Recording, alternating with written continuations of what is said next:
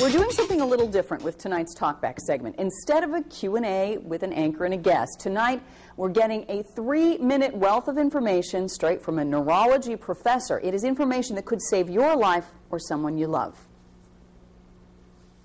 There are certain warning signs that a person can use, or if you see somebody that you think is having a stroke, that you can use in order to determine if it's a stroke. There has been something, a little mnemonic called FAST, that had been developed, and it's nice because it's easy. And so one would be face, for F for face, meaning that there's a weakness or droopiness to one side of the face.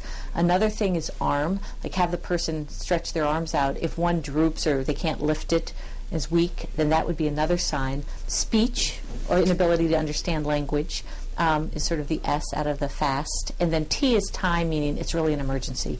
And the main point I'd want to get across there is don't call your doctor. Even if they answer in a timely fashion, it's not fast enough. You really need to go directly to the emergency room. There are some other warning signs of stroke, and sometimes they're a little bit harder to remember. But the other things that I would say would be if you lose vision in an eye, even if it's only for a few minutes, that could be a warning sign that there's a clot going to the eye, which could just as easily have gone to the brain and cause a stroke, and that could cause permanent visual loss or worse. And then I think the other thing is sometimes numbness and tingling symptoms can potentially be a stroke, or if you feel really off balance and suddenly very drunken feeling, that could be a sign of a stroke. And the last thing is when a person has a bleed in and around their brain, which is also a sort of certain type of stroke, that would come on as a sudden thunderclap headache, very severe, intense, that comes on in just seconds. And all those things can be signs of stroke.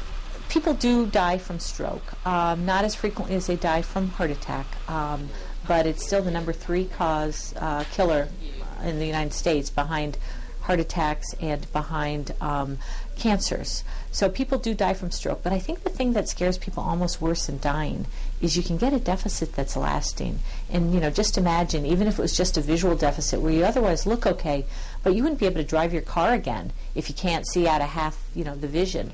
Or, you might not be able to speak again very clearly, or be able to walk again, or even something like a little bit of weakness or clumsiness in the hand. If you use your hand in your business, or if you enjoy, musical instruments or playing piano or sports, even a little bit of hand clumsiness can have a really big impact on quality of life. So the longer you wait, the less chance that you can be given a medication to lessen your chances. Now, some people from stroke recover on their own, or they recover with the help of therapy, like physical therapy, occupational therapy, speech therapy after the stroke.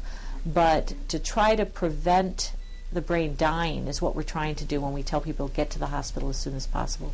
Things like controlling blood pressure, controlling, blood lipids like cholesterol, controlling weight, getting exercise, all the things that we know, if you have diabetes, getting under good control, all the things that we know that are very helpful in, preventing heart attack can also help prevent stroke.